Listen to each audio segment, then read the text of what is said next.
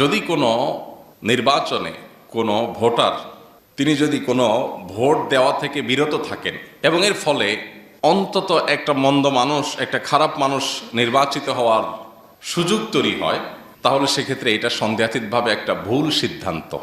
অনেকেই আছেন যারা মনে করেন যে আমি তো গণতান্ত্রিক এই প্রক্রিয়াটাকেই পছন্দ করি না, সো আমি ভোট দিলাম না। এই দৃষ্টিভঙ্গি অনেকেই লালন করেন, তাদের প্রতি যথেষ্ট শ্রদ্ধা রেখে বলছি, সৌদি আরবের সর্বোচ্চ ওলামা একরামের অন্যতম ছিলেন শেখ মোহাম্মদ সালেহ আল উসাইমিন রাহিমাহুল্লাহ। সমকালীন বিশ্বের সবচেয়ে বড় স্কলারদের একজন গণ্য করা হয়। তিনি পরিষ্কারভাবে মতামত দিয়েছেন, কোনো সমাজে যখন ভোটাভুটির সিস্টেম থাকে, গণতান্ত্রিক এবং নির্বাচনের পদ্ধতি প্রচলিত থাকে, সেখানে তুলনামূলক ভালো মানুষটাকে নিজের ভোট দেওয়া এটা ভোটারের কর্তব্য। তুলনামূলক ভালো মানুষকে যদি আপনি ভোটটা না দেন, আপনার মতটা আপনি না দেন, তাহলে দিন শেষে কি হবে? দিন শেষে এই ন্যারেটিভ, এই মতামতের ভিত্তিতে